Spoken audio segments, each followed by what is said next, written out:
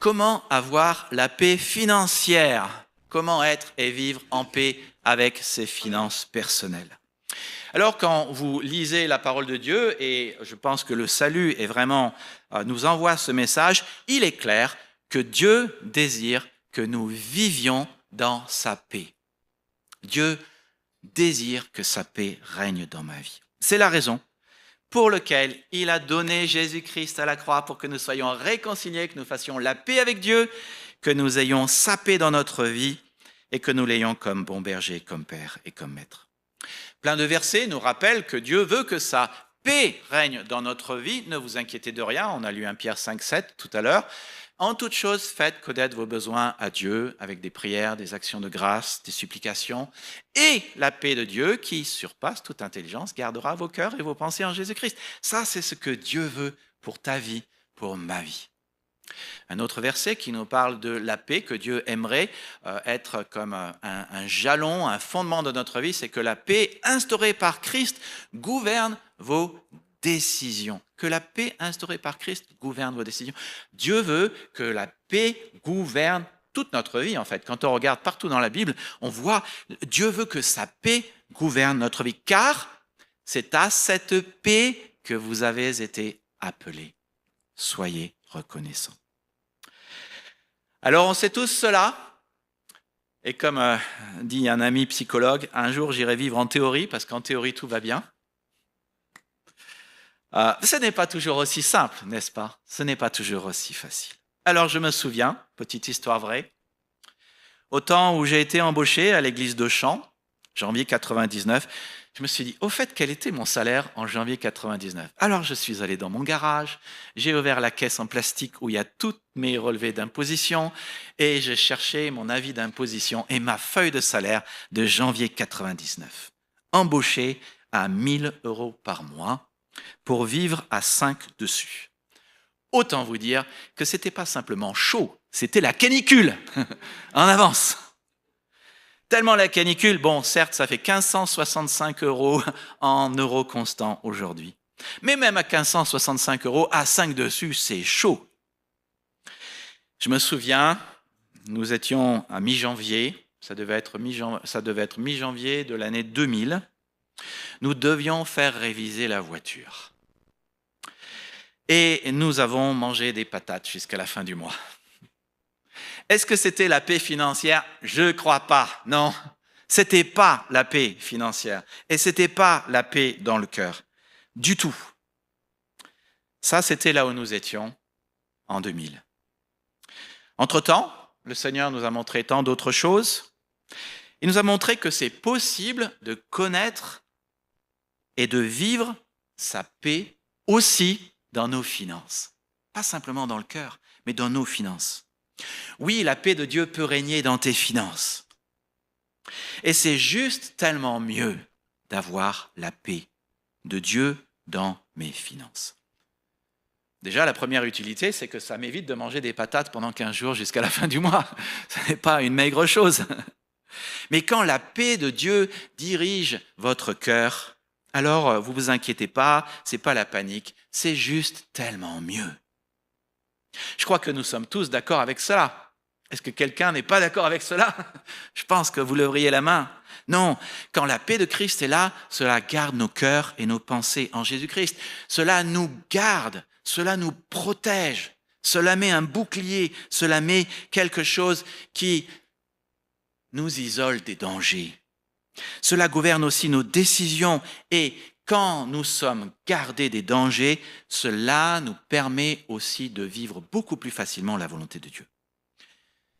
C'est l'avantage qu'il y a quand on est chrétien de faire partie du royaume de Dieu. Nous sommes le peuple de Dieu dans le lieu de Dieu qui vit et expérimente le règne de Dieu. Quand la paix est là, la paix de Jésus-Christ gouverne nos cœurs. C'est la paix qui prend le contrôle. C'est la paix qui nous dirige. C'est aussi pour cela que nous avons besoin aussi de vivre ces principes dans sa parole, parce que nous sommes le peuple de Dieu, dans le lieu de Dieu, devant Dieu. Nous voulons chaque jour que sa volonté, son règne s'accomplisse et soit vécu dans notre vie. Nous voulons vivre sa volonté. La vie chrétienne, c'est pas savoir plein de choses, simplement, c'est vivre sa volonté, expérimenter que Dieu est grand et nous soumettre à sa volonté. Voici le secret de la paix qui apparaît à l'écran. Il y a beaucoup de paix pour ceux qui aiment ta loi et rien ne les fait trébucher. Un bon verset à prendre par cœur, Psaume 119, 165. Il y a beaucoup de paix pour ceux qui aiment ta loi et rien ne les fait trébucher, second 21. C'est vrai pour tous les domaines de notre vie. Et aujourd'hui, j'aimerais vous parler d'un sujet qui est certes tabou. Il y a 2 sujets tabous dans les églises évangéliques. On ne parle pas finance, on ne parle pas sexualité. Et pourtant, ce sont les 2 sujets qui, au final, montrent vraiment si nous sommes un disciple de Jésus-Christ. Alors, par ce court message, j'essaierai de ne pas être trop long. J'ai l'habitude d'être long, je vais essayer d'écourter aujourd'hui. J'aimerais vous encourager à saisir la paix financière que Dieu a en réserve pour vous aider à l'expérimenter dans vos mois, dans vos finances, en regardant ensemble, comme je disais, comment expérimenter la paix financière. Eh bien, comment expérimenter la paix? En aimant la loi du Seigneur et en faisant ce que l'enseignement du Seigneur, la loi, ça veut dire enseignement, ce que l'enseignement du Seigneur nous dit dans la parole. Et à mon avis, la première chose qu'il faut comprendre, c'est que le Seigneur désire que nous gérions l'argent que Dieu m'a prêté à sa manière. Alors, juste pour dire, j'avais prévu 2-3 pages de choses qui sont absolument fondamentales dans votre vision des choses. Puis après, mon message était trop long, je me suis dit, bon, alors je vais retirer ça parce que c'est pas le cœur du sujet et en même temps, c'est le fondement. Il y a quand même 2-3 vérités de base qui sont essentielles de comprendre. Et je vous l'ai dit, en super résumé, il y a plein de versets qui en parlent, en super résumé, pour que quand même vous compreniez ensuite tout ce que je vais dire. La première chose qui est un fait, qui est complètement biblique, c'est que nous sommes venus dans ce monde nus et nous repartons, comment? Voilà. Ça veut dire qu'au début, tu avais rien et à la fin, tu avais... Voilà. Donc ça, c'est clair. La deuxième chose, là, il y a plein de versets qui parlent de cela, Job en parle, Jésus en parle, plein de gens en parlent dans la Bible. La deuxième chose qu'on voit dans la Bible et qui est assez claire, Dieu le dit lui-même, tout l'argent et tout l'or m'appartient. Ok. Donc, nous, on est arrivés nus, on repart nus, tout appartient au Seigneur et tout ce qu'il a créé et tout ce que la terre contient. Il y a des versets qui disent cela. Et la troisième vérité de base qu'il faut bien comprendre et qui est tellement important, c'est que si je suis arrivé nu, que je repars nu, que tout appartient au Seigneur, ça veut dire, entre-temps, que tout ce que j'ai ici-bas sur terre, c'est un prêt. Dieu me le prête et Dieu me le confie. Alors, il y a une parabole qui en parle, c'est la parabole des talents. Et une quatrième vérité peut-être qu'on peut voir dans la parabole des talents et qui est assez simple, c'est que si je gère les choses comme le Seigneur m'a demandé de les gérer, ça multiplie et il me récompense et il y a de la joie. Donc ça, c'est très important. L'inverse, si je ne gère pas les choses comme le Seigneur me confie, comme il veut que je le fasse, alors, dans la parole des talents, troisième serviteur, c'est même retiré. Ça, c'est vraiment très important. C'est la base de tout le reste. D'où le texte que j'avais mis à l'écran tout à l'heure, juste avant. Comment expérimenter la paix financière? Eh bien, en gérant l'argent que Dieu m'a prêté à sa manière. Et la Bible regorge de conseils financiers sur comment gérer les choses à sa manière. Voici le premier point. J'ai 6 points. J'aurais pu en rajouter un 7e, un 8e, mais j'essaye d'aller droit au but ce matin. Je fais mes comptes. C'est le premier point qui apparaît, qui est là. Le premier point que Dieu veut qu'on fasse pour gérer l'argent qu'il nous a prêté, c'est de faire nos comptes. Et il y a un verset qui en parle justement dans Proverbes 27, 23, 24. Tâche de bien connaître l'état de chacune de tes brebis. Sois attentif à tes troupeaux, car la richesse n'est pas éternelle et une couronne ne subsiste pas à toujours. Alors, on a tendance à voir ce texte avec des yeux déformés de notre société du 21e siècle, mais un petit retour en arrière. Ce texte ne s'adresse pas aux pasteurs. Ce texte s'adresse à ceux qui, autrefois, avaient un revenu. Autrefois, la richesse ne se mesurait pas en euros, mais en brebis, en moutons, exactement. C'est aussi simple que ça. Et on peut lire le texte et se rendre compte que les moutons et les brebis fournissent un revenu récurrent qu'on est censé, que la personne qui lit ce texte est censée utiliser pour nourrir sa famille et acheter des champs. Bon, ça c'est le contexte. La clé, c'est de comprendre que pour bien gérer l'argent que le Seigneur t'a confié, tu dois le connaître. Tu dois savoir. Savoir permet de prendre les bonnes décisions. Si tu connais les finances, tu peux les diriger. Si tu connais tes finances, tu peux les diriger. Si tu connais les finances que le Seigneur te prête, tu peux les gérer. À l'inverse, si tu ne les connais pas, ce sont elles qui te dirigent. Et c'est exactement comme une brebis. Si tu connais ta brebis, tu connais le nom, les bergers ils savent cela, ils savent leur brebis, ils connaissent leur nom, ils connaissent leurs caractéristiques, ils peuvent les diriger. Mais s'ils ne les connaissent pas, vous savez ce qui se passe? C'est la brebis qui dirige le berger. Ça, je peux vous le dire. Autrement dit, l'ignorance de ta condition financière équivaut à en perdre le contrôle à coup sûr. Et tu vas dans le mur. Comment je le sais? Je l'ai fait! C'est aussi simple que ça. À l'inverse, si tu connais ta condition financière, tu peux prendre les bonnes décisions et tu auras de bons jours devant toi. Aujourd'hui, vous entendez tant de gens dire « l'argent me file entre les doigts » ou « je n'ai aucune idée où il va ». Cette phrase est le reflet même de l'ignorance qui règne. Et si c'est votre cas, je le dis, et je veux le dire avec amour, vous allez droit dans le mur. Mais vous pouvez prendre une nouvelle direction en commençant à connaître vos finances. 4 choses que chacun devrait savoir: vos recettes, vos dépenses, votre patrimoine, ce que vous possédez, et vos dettes. J'ai la chance d'être béni par mon père qui faisait ses comptes. Ça fait 40 ans que je fais mes comptes. Il y a des périodes dans ma vie où j'ai arrêté de faire les comptes. À ce moment où on a mangé des patates, précisément. Mais j'ai remarqué que lorsque je ne fais pas les comptes, il y a des distorsions dans ma tête qui s'opèrent. La première, c'est que nous pensons toujours gagner moins que ce que nous avons réellement gagné. Oh, c'est tellement vrai. Je pense toujours que j'ai gagné moins que ce que j'ai réellement gagné. Nous oublions, en tout cas, qu'il y a aussi des allocations familiales. C'est une bénédiction en France, les allocations familiales. Allez aux États-Unis. Vous avez des enfants, vous en avez 5, vous avez 5 fois 0. Il faut vous débrouiller avec cela. En France, il y a le 13e mois. Il y a les tickets restaurants. Certains d'entre nous bénéficient d'un départ aux Antilles payé une fois tous les 2 ans. La carte de transport, l'intéressement, la participation, tout ça sont des revenus qu'on a tendance à oublier. Nous pensons également toujours dépenser moins que ce que nous dépensons réellement, hélas. Pourquoi? Parce que nous avons une vue séquentielle des choses. En 3 jours, nous oublions 95% des choses qui se sont passées 3 jours avant. Et en conclusion, au final, ce que nous pensons avoir gagné et dépensé font souvent des comptes mauvais. Parce que c'est ce que nous pensons. Nous ne l'avons pas noté. D'où le dicton « l'argent me file entre les doigts » et notre manque de paix financière.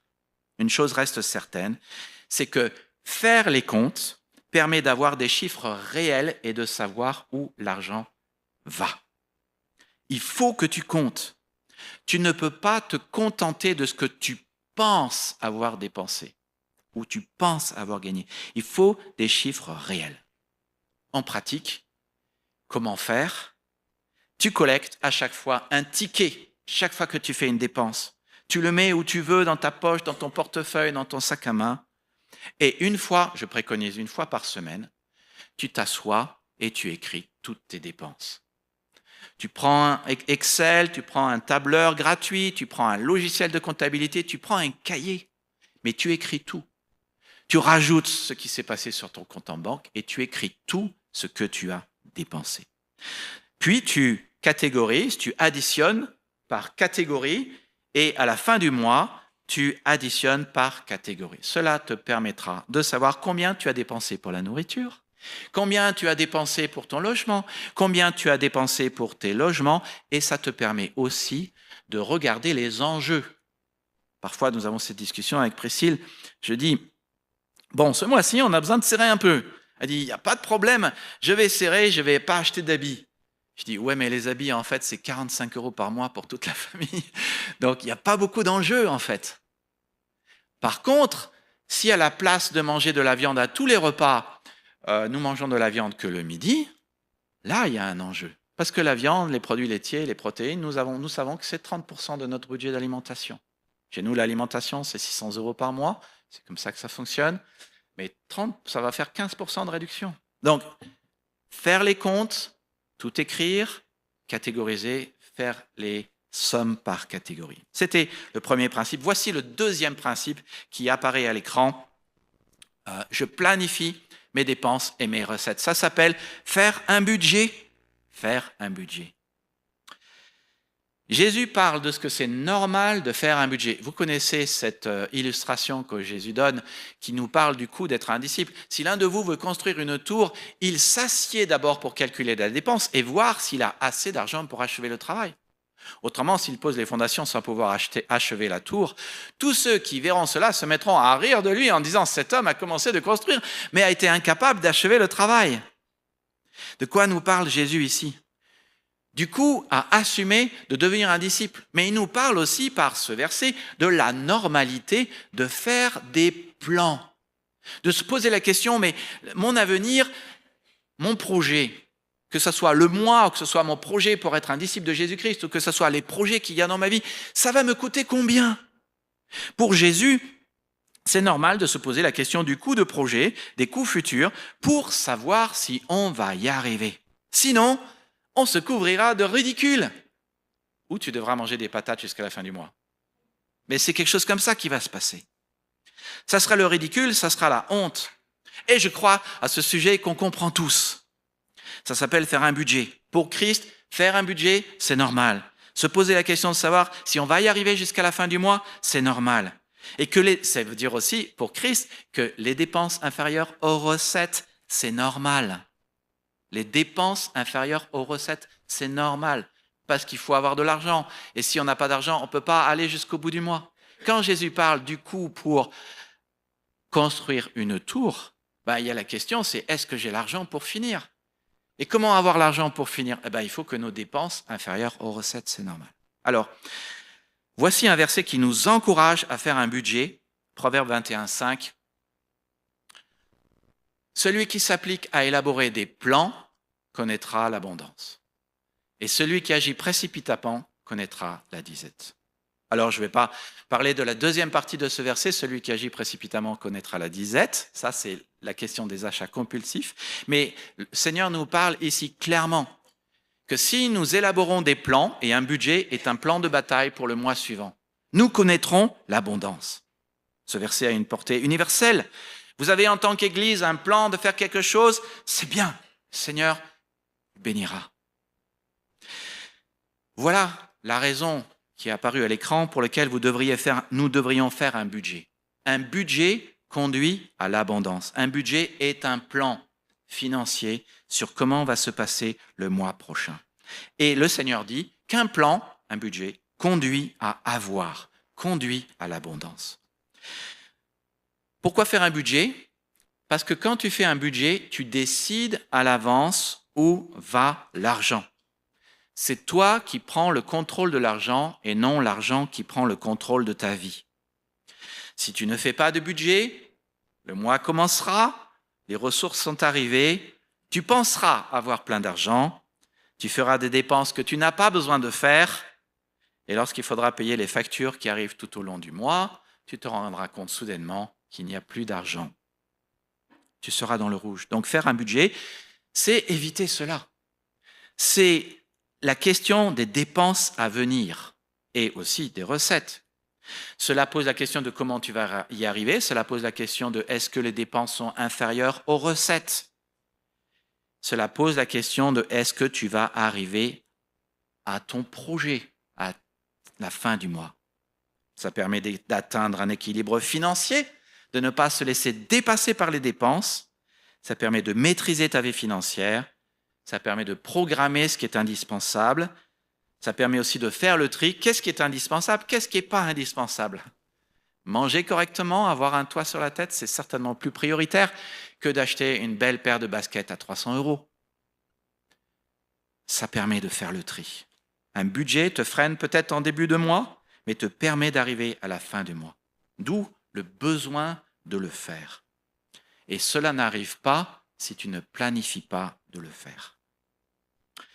Voici le troisième point pour avoir la paix financière, c'est que je rembourse mes crédits.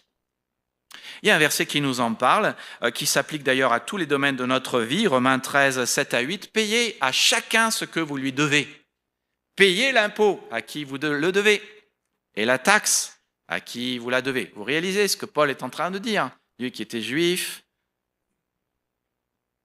il fallait payer l'envahisseur en fait pour qu'il soit en Israël. Sérieux? Oui. Paul le dit, faites-le. Montrez du respect à qui vous le devez. Honorez celui à qui l'honneur est dû. N'ayez de dette envers personne. Et le texte continue, c'est vrai aussi pour les relations fraternelles. N'ayez de dette envers personne.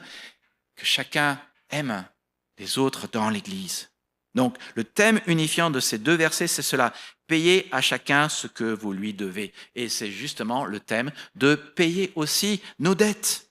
C'est inclus dans le package, d'avoir des dettes envers personne. Alors, quand je parle de rembourser un crédit, vous savez tous ce qu'est un crédit. C'est une grosse somme d'argent qu'on vous donne, en fait, très exactement, qu'on vous prête à rembourser petit à petit avec des intérêts. Et vous connaissez le principe des intérêts. Cela ne s'additionne pas, cela se multiplie. Si vous prenez un crédit à la consommation à 20% sur un an, 2 années à 20%, ça fait 44%. Et 3 années à 20%, ça fait 73%. Vous voyez, c'est ça le principe des intérêts. Quand les taux d'intérêt sont bas, nous avons commencé à acheter notre maison, le taux d'intérêt, je crois, et le Seigneur nous a bénis en nous donnant 4,8%.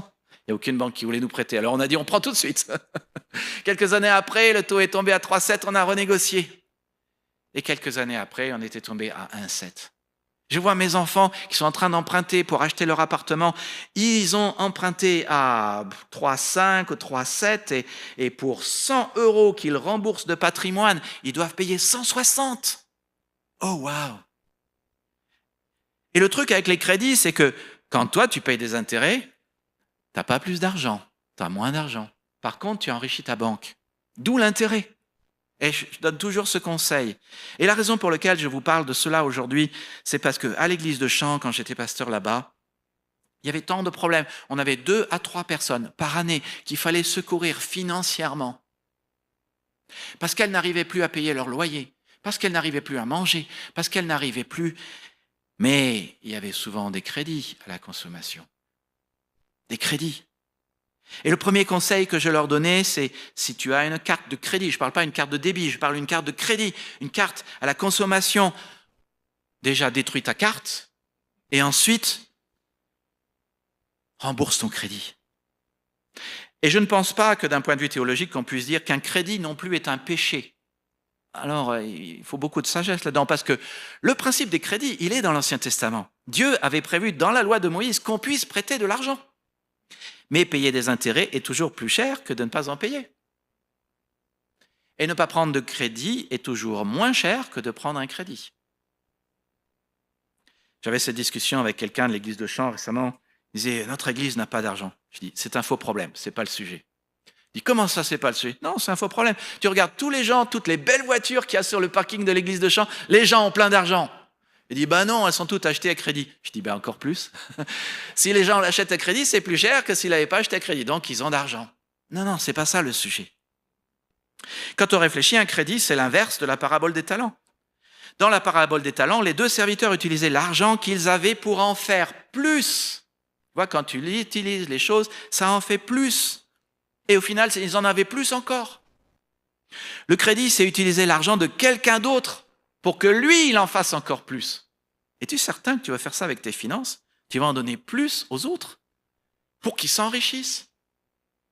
Le Seigneur nous enseigne la générosité, mais si tu pouvais ne pas dépenser de l'argent comme ça, tu en aurais plus et tu pourrais être plus généreux d'une meilleure manière. Est-il mauvais d'avoir un crédit pour un logement? Je pense que la Bible est très claire à ce sujet. Non. Non, parce que plutôt que de jeter l'argent par les fenêtres tous les mois et le bien là où tu habites, ça ne t'appartiendra pas à la fin, tu payes un crédit, tu rembourses du patrimoine et tu payes des intérêts, Mais au final, là où tu es, ça t'appartient. Enfin, très exactement, ça appartient au Seigneur.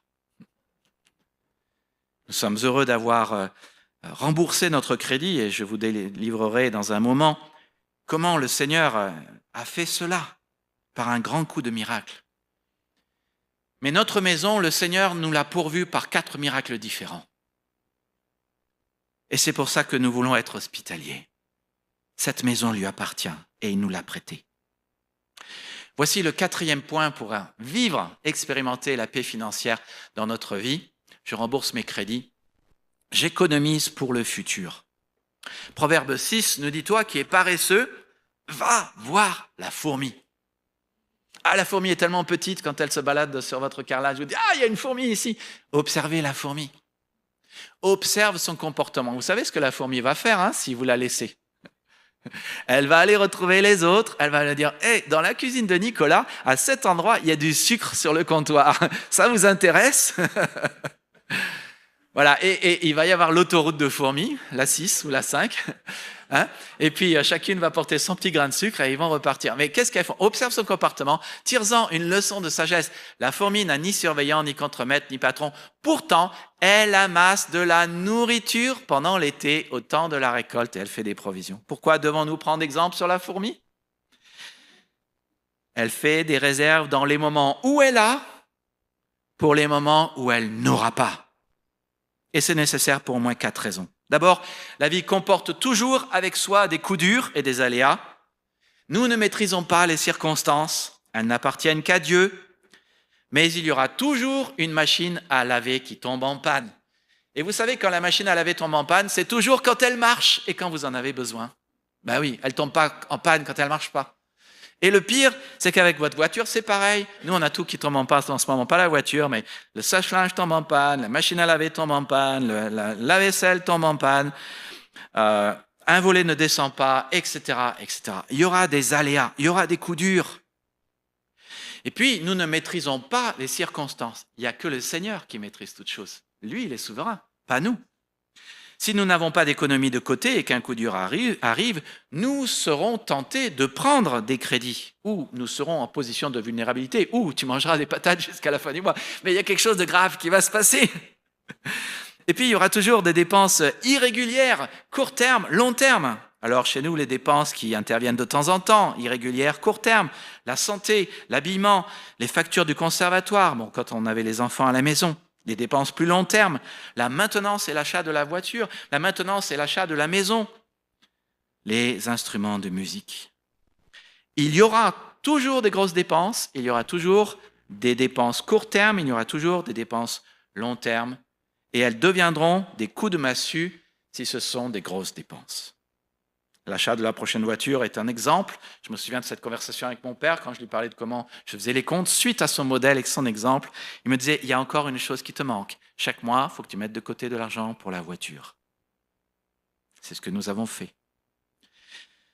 Si l'on souhaite se procurer quelque chose de coûteux, il est beaucoup plus judicieux de vivre sans contracter de crédit qu'en en contractant un. Et si vous mettez de l'argent de côté pour la voiture, de l'argent de côté pour la réparation du frigo, de l'électroménager, si jamais vous avez un coup dur, vous pouvez aussi toujours vous emprunter à vous-même. Ça coûte toujours moins cher que d'emprunter à un organisme d'emprunt. Donc, je résume. Je fais les comptes. J'espère que tu vas t'y mettre.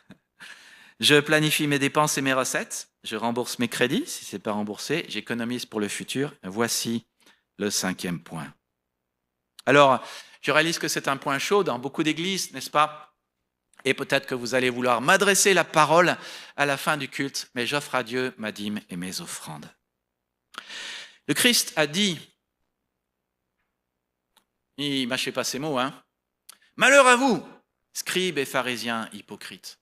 Parce que vous payez la dîme de la menthe, de la nette, du cumin et que vous laissez ce qui est le plus important dans la loi, la justice, la miséricorde, la fidélité.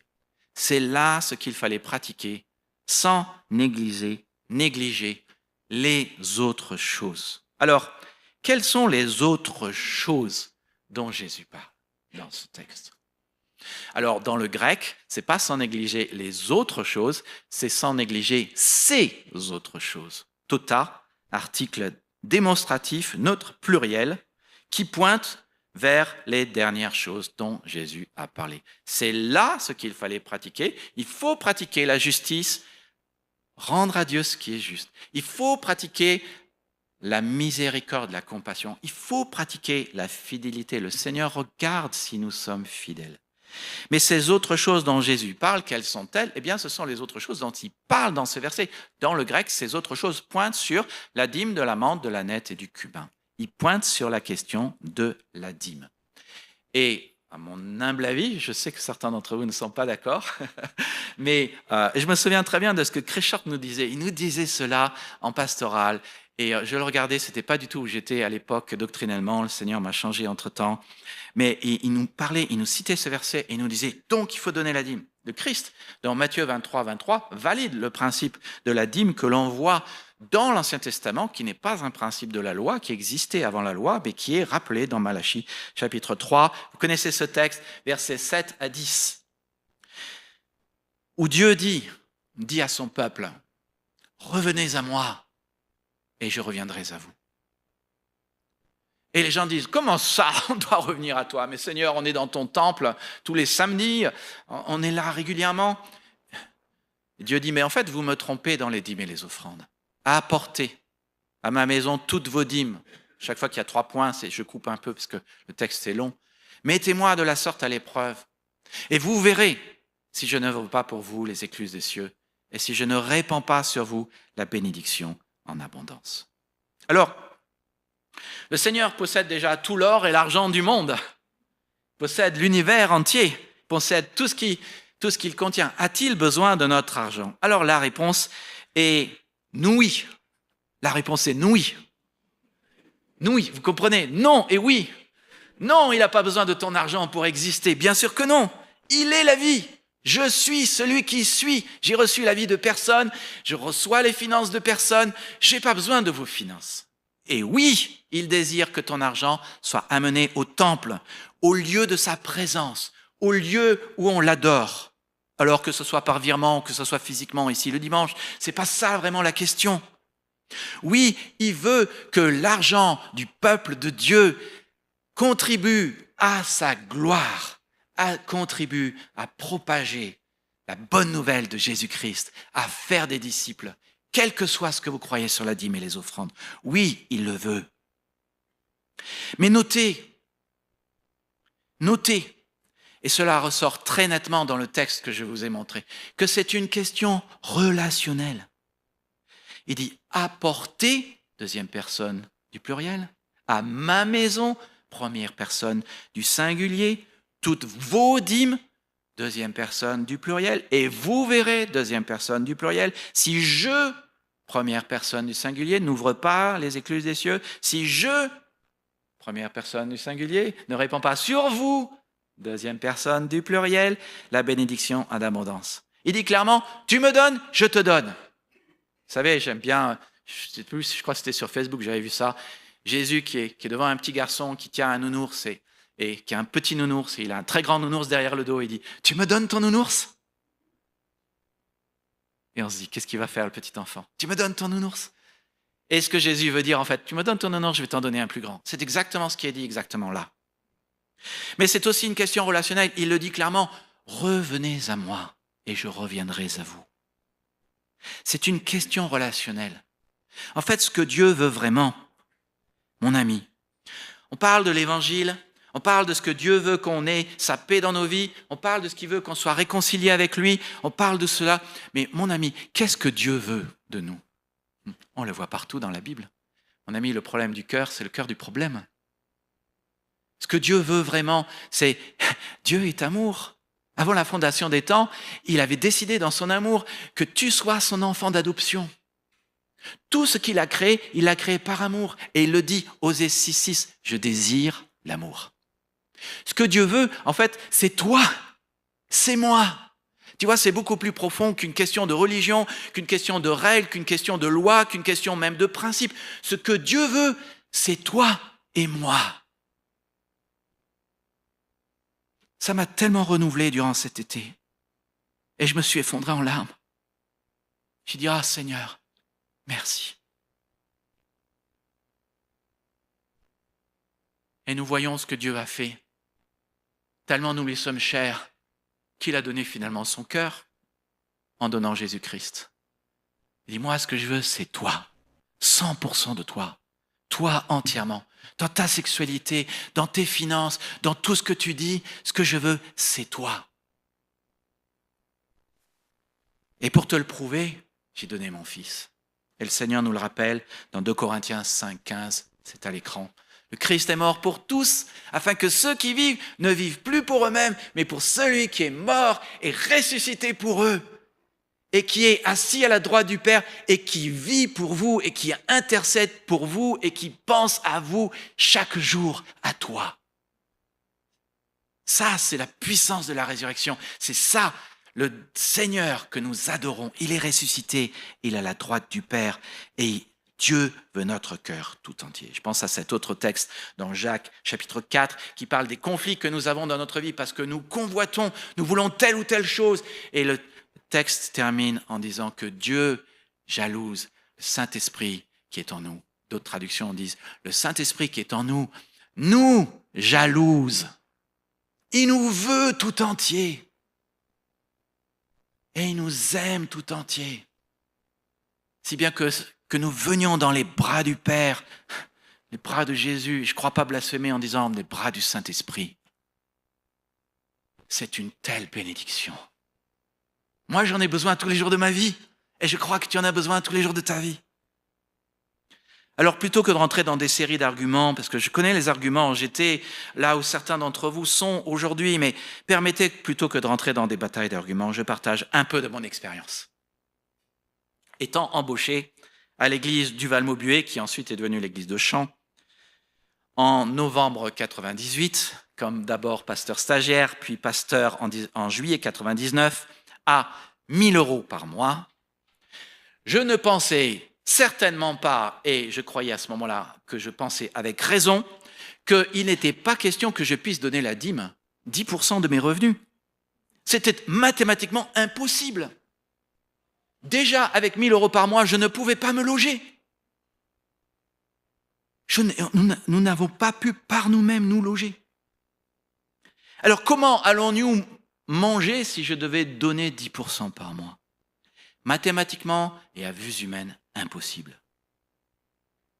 En 2008, après avoir fait la campagne 40 jours pour découvrir l'essentiel, où l'Église a vu ses groupes de maisons être multipliés par 3,5, nous avons décidé de construire un chemin de disciples pour que les disciples grandissent dans l'Église.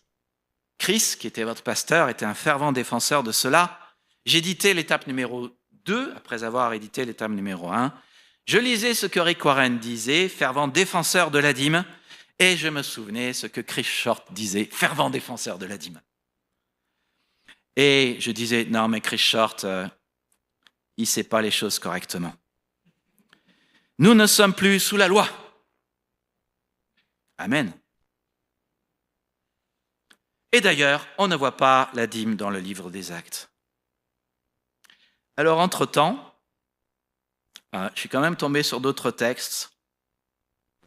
Ça m'a frappé hier. Je vous le lis, mais ce n'est pas le cœur de ce que je veux dire. Mais la multitude, Actes chapitre 4, verset 32. Je crois que ça apparaît à l'écran d'ailleurs. Nul ne disait que ses biens lui appartenaient en propre, mais tout était en commun entre eux. Tous ceux qui possédaient des champs et des maisons les vendaient et apportaient le prix de ce qu'ils avaient vendu et les déposaient aux pieds des apôtres. Alors, juste pour dire, le verset 32 d'abord dit « La multitude de ceux qui avaient cru n'était qu'un cœur et qu'une âme ». Et ensuite, il disait « Nul ne disait que ses biens lui appartenaient en propre, mais tout était commun entre eux. » Combien il y avait de gens qui disaient « Non, ça c'est mon argent, ça c'est ma maison, ça c'est ma voiture, tu ne peux pas y toucher ». Combien il y en avait? 0, le texte dit, 0. Nul ne disait que ses biens lui appartenaient en propre. Mais tout était en commun entre eux. Waouh! Vous vous rendez compte, si on vivait cela, chacun viendrait déposer ici son portefeuille, son argent, sa carte de crédit et mettrait même les codes de carte de crédit. Allez-y, Il n'y a pas de souci. Vous avez besoin d'argent pour construire l'autre église? Pas de souci, vas-y, prends. C'est de ça dont on parle ici. Et je continue. Il n'y avait parmi eux aucun indigent. Et on lisait ça avec mon épouse hier. On se disait, waouh! Tous ceux qui possédaient des champs ou des maisons les vendaient, apportaient le prix de ce qu'il avait vendu et le déposaient aux pieds des apôtres. Et l'on faisait des distributions à chacun selon ce qu'il en avait besoin. Hey, les amis, vous n'avez pas de problème d'argent pour... Vous n'avez pas un problème d'1 million d'euros à trouver. Vous l'avez. Le texte dit ici que tous ceux qui possédaient soit un champ, soit une maison, ils le vendaient. Et mon épouse a dit, alors comment ils faisaient pour dormir? Je ne sais pas. Je ne sais pas. J'ai aucune idée. J'ai aucune idée. Mais il y a une chose que je sais, c'est qu'ils savaient que Jésus-Christ qui est ressuscité est le bon berger et qu'il ne manquerait de rien parce qu'il est vivant. Ça, ils le savaient. Et je suis là et je me dis, Rick Warren, qui est quand même un gars génial, il a quand même construit une église avec, il y a 10 ans, c'était 25 000 membres. Il a écrit des livres extraordinaires. Chris Short, qui était un gars génial.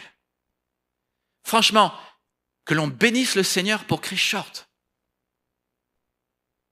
Mais je me disais, non, mais eux, ils ne savent pas correctement. Moi, je sais correctement. Et je vais enseigner à mon église ce que la Bible dit vraiment. Alors, je suis parti dans la Bible et j'ai commencé à regarder tout ce que le Seigneur dit sur l'argent, sur les offrandes. Et je suis parti avec la ferme conviction que j'allais démontrer que la dîme n'était pas biblique et que c'était l'offrande qui est biblique. Alors, dans 1 Corinthiens chapitre 6, verset 11, le verset apparaît à l'écran. La première chose que Dieu nous dit, c'est « Vous ne vous appartenez pas à vous-même, vous avez été rachetés à un grand prix. » Et je dis « Seigneur, c'est vrai, tu m'as racheté à la croix. » Oui, Seigneur, je t'appartiens à 100%. Et puis, je passe à un autre verset. Paul dit, je vous exhorte donc, frères, par les compassions de Dieu, à offrir vos corps comme un sacrifice vivant, saint, agréable à Dieu. Et corps veut dire ici, dans le grec, ça veut dire toute votre vie. Dieu te veut tout entier. Et j'étais là, je dis, Seigneur, comme je t'appartiens à 100%, je peux que dire amen à ça. Je veux dire, tu me veux 100%, me voici. 100% à toi, et Seigneur, je veux t'offrir 100% de ma personne, puisque je t'appartiens à 100%. Et puis, on tombait à l'autre verset, que celui à qui l'on enseigne la parole fasse part de tous ses biens à celui qui l'enseigne. Et là, je me grattais la tête, je me disais, alors là, Seigneur, notre église, on n'est pas du tout là. Pour finalement commencer à regarder mon doigt et me dire, oui, mais en fait, moi non plus, je ne suis pas du tout là. Puisque notre église donne, grosso modo, moyenne des églises évangéliques, 2,5% de nos recettes offertes au Seigneur. Mais en fait, comme moi, je donne 2,5% et que chacun trouve que c'est normal de donner 2,5%, c'est la raison pour laquelle nous ne vivons pas ce verset. Que celui à qui l'on enseigne la parole fasse part de tous ses biens à celui qui l'enseigne. Alors, c'est peut-être une hyperbole, c'est peut-être un peu exagéré, mais nous comprenons tous que régulièrement, le Seigneur, pour que nous comprenions, il prend le curseur, il met le curseur complètement à droite pour que nous comprenions qu'il faut le mettre un peu plus à droite. C'est probablement ça ce que le Seigneur veut faire ici. Et puis le Seigneur dit aussi dans le verset suivant, « Celui qui sème peu récoltera peu, celui qui sème beaucoup récoltera combien? 50%? Beaucoup. On ne sait pas combien. Et là, je me disais, ça, c'est un encouragement à semer beaucoup. Alors, Seigneur, je t'appartiens à 100%, je veux m'offrir à 100%, mais je te donne 2,5%. Et je me disais, quand même, ma vie commence quand même à pas tout à fait être en conformité avec la parole de Dieu. Et puis là, ça m'a achevé. Et c'était le verset suivant. Quiconque d'entre vous ne renonce pas à tout ce qu'il possède ne peut être mon disciple. Je me disais, alors là, je te donne 2,5% de nos revenus, 3 exactement. Mais je ne peux pas dire que je renonce à tout ce que je suis et tout ce que je possède. Et pourtant, je suis d'accord, je t'appartiens à 100%. Tu veux que je m'offre à 100%. Je veux m'offrir à 100%.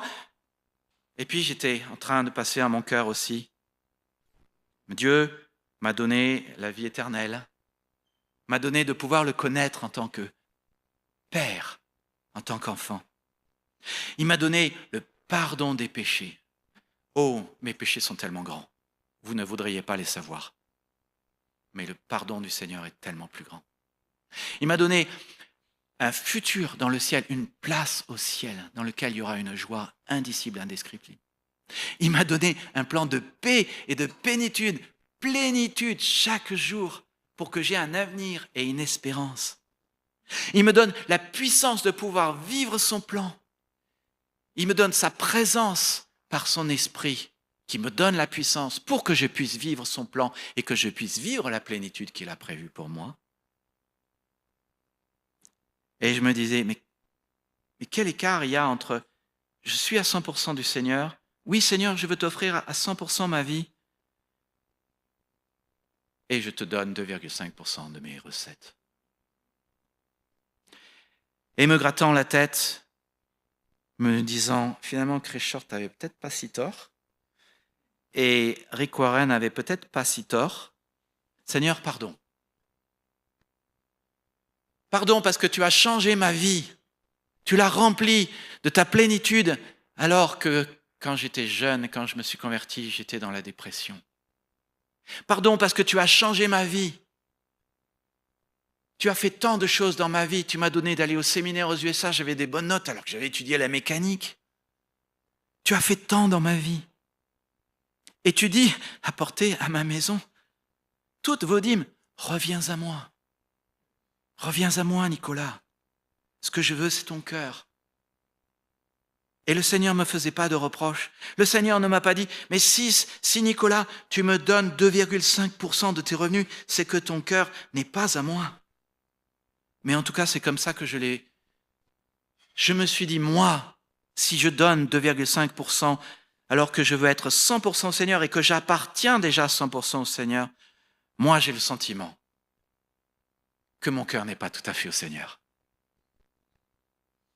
Je ne peux pas, Seigneur, dire je t'appartiens à 100%, je veux m'offrir 100% et te donner 2,5% de ma vie. Alors, dans les années 2015, au moment où j'ai commencé à implanter cette nouvelle église à Torcy, je me suis repenti et je suis passé à la pratique de la dîme. Et je ne veux pas dire ça pour vous donner un mauvais sentiment, que vous ne le faites pas. Oh non, mais je veux juste vous dire une chose. En 2021, vous vous souvenez de la promesse de Dieu dans Malachie 3 ? Apportez à ma maison toutes vos dîmes, afin qu'il y ait des réserves dans ma maison. Et vous verrez, si je ne répands pas sur vous la bénédiction en avance, vous verrez si je n'ouvre pas les fenêtres de mon temple, de ma maison dans le ciel, pour faire découler, verser la bénédiction, ma bénédiction sur vous ici-bas. En 2021, le Seigneur nous a fait une promesse dans ce verset. En 2021, il nous a renvoyé 30 années de dîmes dans nos revenus. Et je me souviendrai toujours du regard de notre banquière quand je suis rentré dans son bureau et que je lui ai dit « Nous aimerions rembourser notre crédit ». Je ne vous livrerai pas la conversation secrète et confidentielle qu'il y a eu. Mais qui l'a fait? Le Seigneur. 2 ans plus tard, en décembre 2023, un donateur aux USA nous a renvoyé 20 autres années de dîmes. 50 années de dîmes, le Seigneur nous a redonné. Et dans Malachie 3, le Seigneur ne dit pas nécessairement que quand nous lui donnons de l'argent, il va nous redonner de l'argent. Non, il dit, je vous bénirai, c'est tout. Beaucoup plus que ce que vous avez fait. Mais Dieu a prouvé qu'il était Jéhovah Jireh. Dieu a prouvé qu'il est le bon berger. La question maintenant revient à ceci. Avons-nous été perdants de donner la dîme? Je fais le bilan. 11 années de dîme, le Seigneur en a donné 50. Est-ce que j'ai été perdant? Non. Dieu a tenu sa promesse. Et il a prouvé que si Je me donne à lui 100%. Il s'occupe du reste. Il s'occupe du reste. C'est le sens de chercher d'abord le royaume de Dieu et sa justice. Et toutes ces choses vous seront données par-dessus. Maintenant, je le dis à mon Église, je ne veux plus ne pas donner la dîme. Je ne peux pas me permettre. Il y a un temps, je disais, je ne peux pas me permettre de donner la dîme. Maintenant, c'est je ne peux pas me permettre de ne pas donner la dîme. Mais quel bonheur aussi de savoir que nous traitons Dieu plus correctement, que juste lui donner ce qui reste à la fin du mois, ou juste lui donner 2,5%. Juste pour dire, je me livre toujours à des exercices de mathématiques. Ma mère était prof de maths. Chris Short était comme ça aussi, il était très visionnaire, mais je réfléchis. Je pense à une église pas loin de... En fait, qui est un peu dans la même situation que vous. Ils ont 9 000 € d'offrande chaque mois. Ils sont 150 au culte. Ça fait, je crois, 50 ou 60 € par adulte qui est là au culte. Dans notre église, nous donnons 137 € par personne qui est là. Et encore, nous ne donnons pas tous la dîme. Si les gens donnaient la dîme, on serait à 2 fois notre budget. Et on pourrait louer une église le dimanche matin. Et on aurait plus de gens qui viendraient, parce que les gens préfèrent aller dans une église le dimanche matin que dimanche après-midi. Tu vois ce que je veux dire? Et j'ai aussi calculé que si tous, vous vous mettiez à donner la dîme, non pas parce que c'est contraint, non pas parce que c'est une loi, mais librement consenti, le million dont vous avez besoin, vous l'avez déjà. Vous l'avez déjà. Il est à portée de main. Facile. J'arrive dans le 6e point qui procure la paix financière et qui est très simple. Je profite de la vie. Et c'est l'idée de profiter, d'être content avec ce qui reste. Après avoir fait un budget, après avoir honoré le Seigneur, après avoir remboursé mes dettes, je profite de la vie. Et il y a plein de versets qui nous parlent de cela. Paul nous rappelle que Dieu nous donne tout avec abondance pour que nous en jouissions. Hébreux 13, 5, contentez-vous de vos biens actuels. Oui, quand on réfléchit, il y a tant de choses que le Seigneur nous a données, dont nous pouvons jouir. Nos frères africains qui nous viennent de ce continent savent combien il y a tant de choses qui vont bien en France. Oh, tout ne va pas bien en France, mais il y a des choses qui vont bien. Il y a des joies, il y a de la satisfaction, il y a un système de santé, il y a des ressources, il y a des allocations familiales, il y a tant de bonnes choses. Et puis, il y a des fraises, et il y a des abricots, et il y a du poulet, et il y a un bon repas qui nous attend.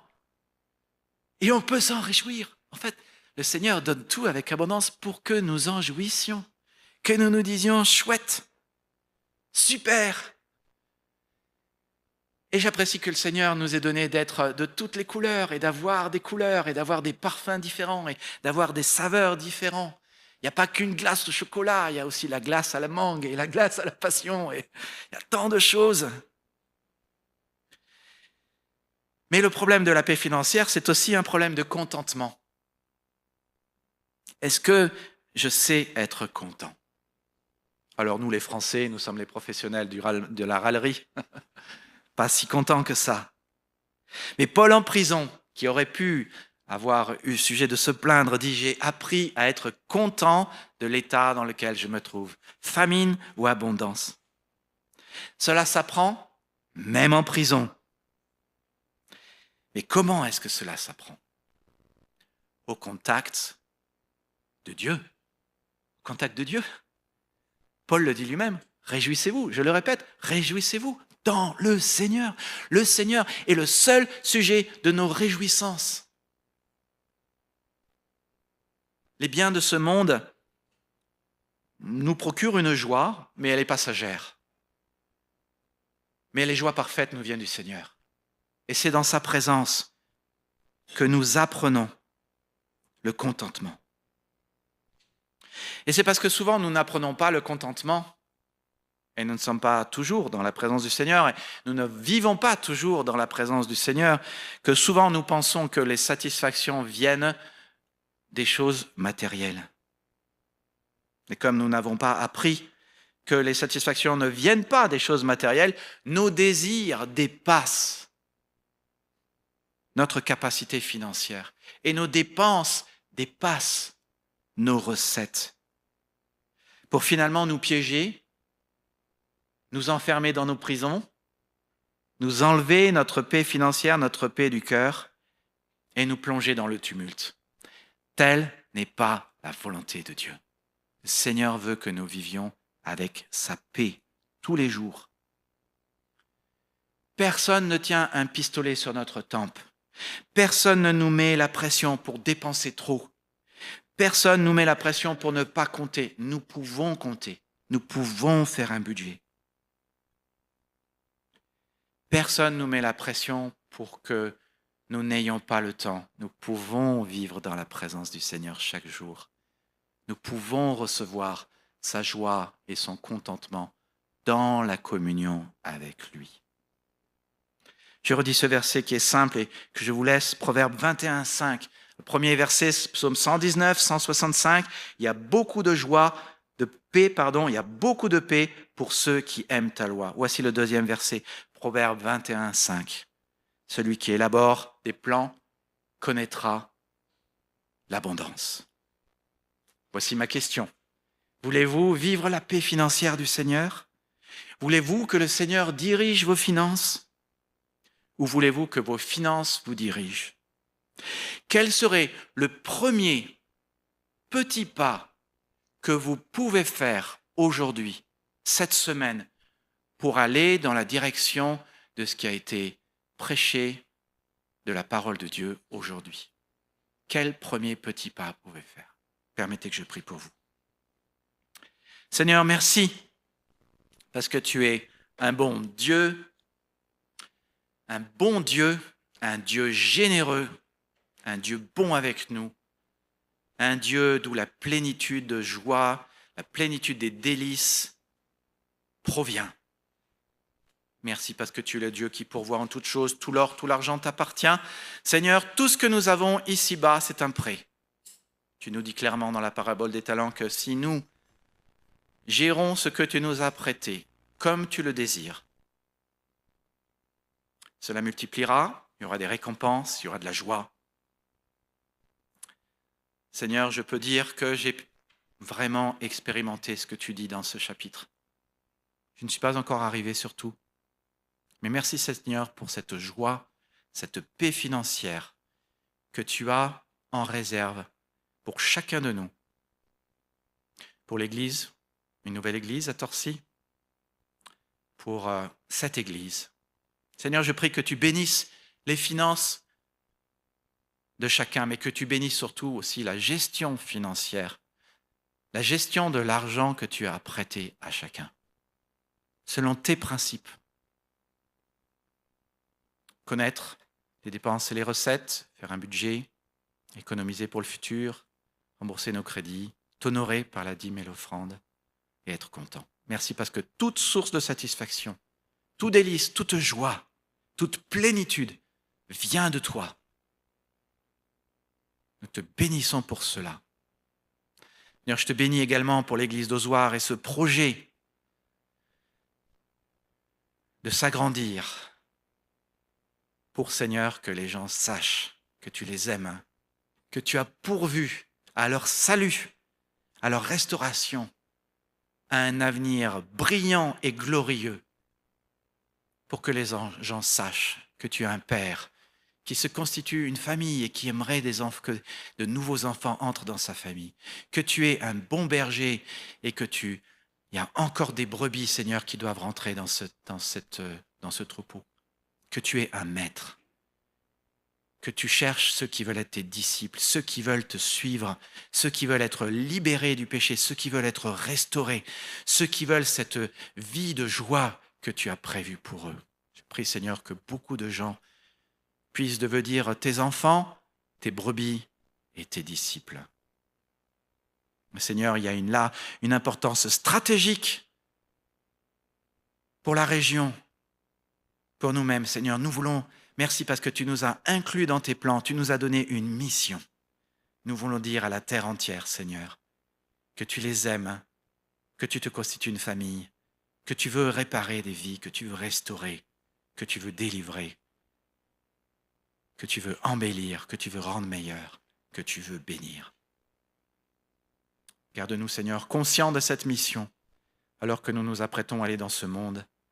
Bénis-nous, Seigneur, et remplis-nous de ton esprit et de ta puissance, pour que nous puissions briller puissamment de ton amour et de ta gloire.